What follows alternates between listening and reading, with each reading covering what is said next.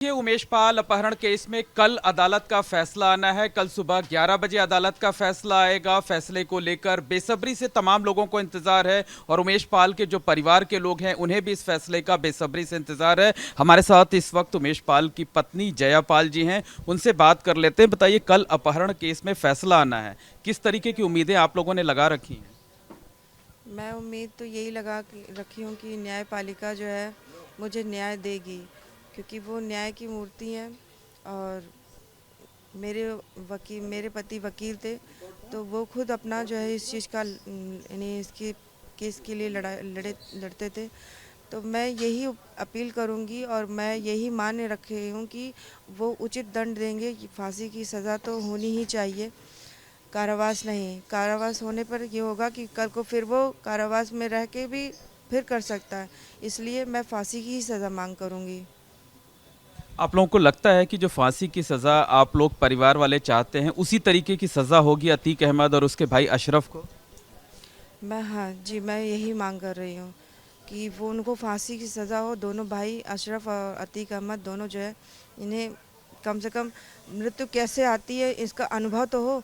कि हाँ, किसी को मारने से पहले 10 बार सोचे आदमी कि हाँ, इस तरह से सज़ा दे करके किसी किसी के परिवार बच्चे बिलख रहे हैं, कैसे वो बार बार अपने पापा को पूछते हैं, या परिवार के जो सदस्य ख़त्म हो जाते हैं तो उनकी कैसे याद आती है। कम से कम वो जीवन अपना सुरक्षित जीते। बीमार होते कोई बात नहीं, लेकिन बीमारी में ख़त्म होते तो कोई बात नहीं, लेकिन ये जो आपने निर्मम हत्या कराई है, तो वो समाज भी देख के दहल गया है कि हाँ, इस तरह से माफिया ज़िंदा रहेंगे तो कल को किसी की भी ये घटना कर सकता है। तो इसको मैं यही चाह रही हूँ कि ये इनका अंत हो।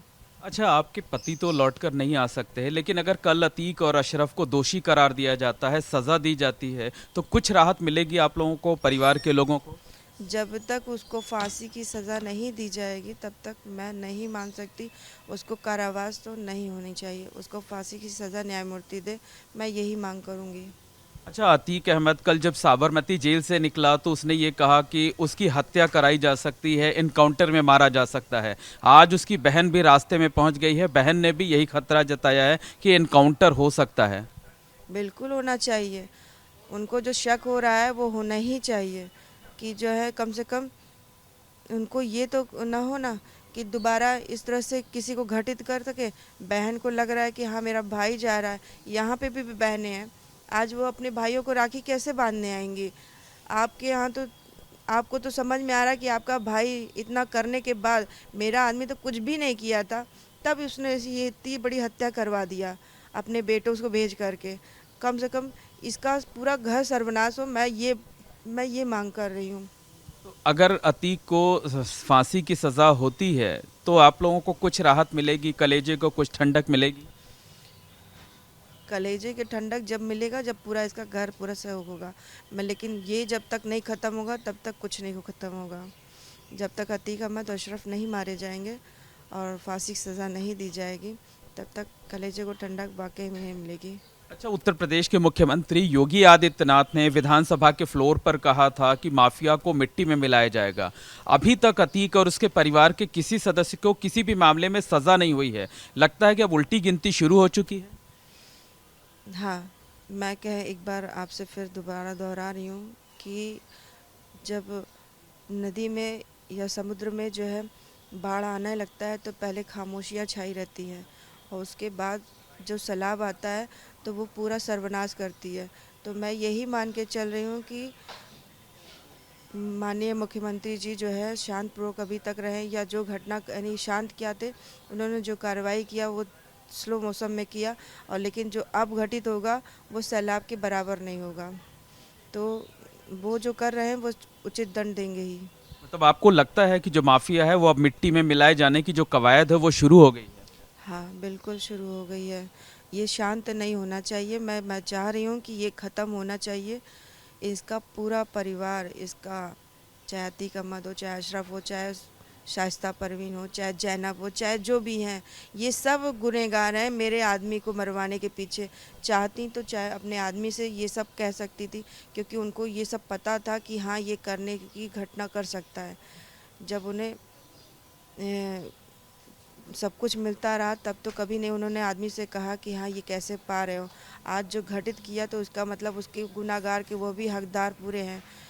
मैं यही मांग करूँगी कि उन्हें ख़त्म किया जाए बस। अच्छा, कल फैसले की घड़ी है, सुबह 11 बजे के करीब फैसला सुनाया जाएगा।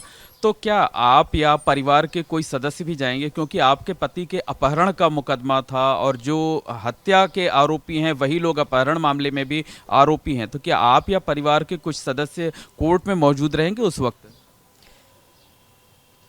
फ़िलहाल तो ये पूरा प्रयागराज जो है उमेश पाल को जानता है और सभी वहाँ ज़्यादातर लोग वहाँ पहुँचेंगे, ये मैं मान के चल रही हूँ। और मैं इंतज़ार करूँगी अपने घर पे ही बैठ कर के, क्योंकि मैं जाने लायक नहीं हूँ, मैं वहाँ नहीं जा पाऊँगी। और मैं यही देख रही हूँ कि वो लोग सभी आएंगे जो चाह रहे हैं कि अतीक अहमद अशरफ को कड़ी सज़ा मिले। तो वो सब जाएंगे, मेरे वकील भी जाएंगे। तो वो जो जजमेंट होगा वो मुझे पता चलेगा। मैं ये मेरा समाज मेरे साथ है, मैं ये जान रही हूँ। अच्छा, अभी तक जो 5-5 लाख रुपए की इनामी 5 शूटर हैं वो नहीं पकड़े गए हैं। अतीक अहमद की पत्नी शाइस्ता परवीन गिरफ्तार नहीं हुई है। कार्रवाई जो है वो थोड़ा धीमी गति से हो रही है, लेकिन उसके बावजूद आप बार बार ये कह रहे हैं कि आपको मुख्यमंत्री योगी आदित्यनाथ पर पूरा भरोसा है। जी हाँ, मुझे पूरा भरोसा है। मैं जान रही हूँ कि जब तक अतीक अहमद अशरफ नहीं ख़त्म होंगे तब तक ये लोग भी बाहर नहीं आएंगे। जब ये ख़त्म होंगे तभी इन्हें भी दर्द होगा, तब ये खुद ब खुद अपने आप ही ये सब सामने आएंगे। मैं ये मान के चल रही हूँ।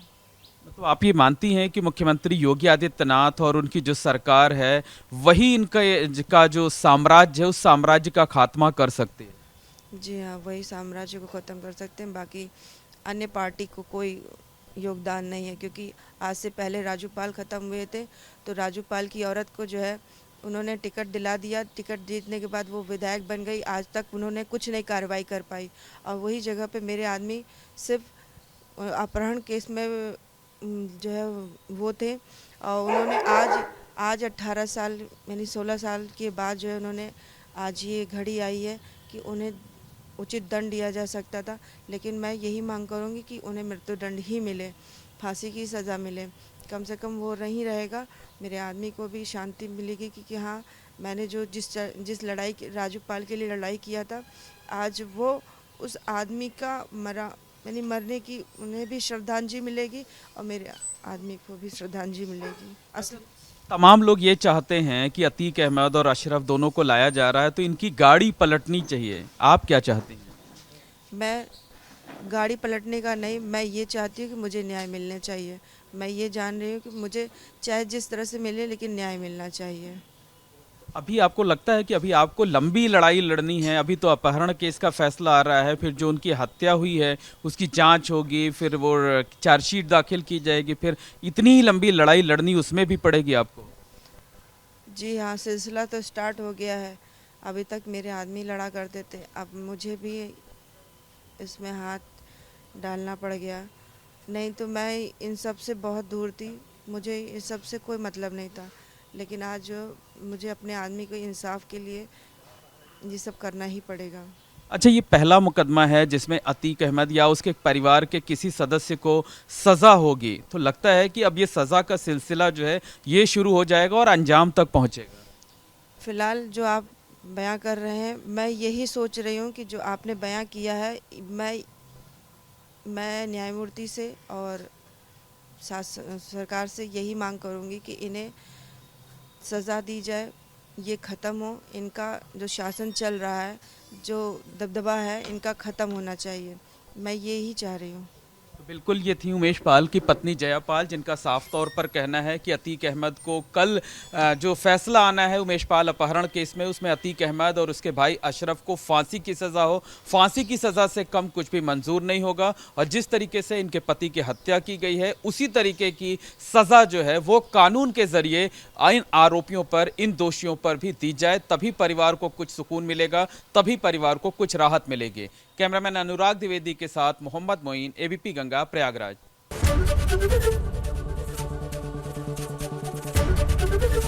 एबीपी गंगा, खबर आपकी, जुबान आपकी।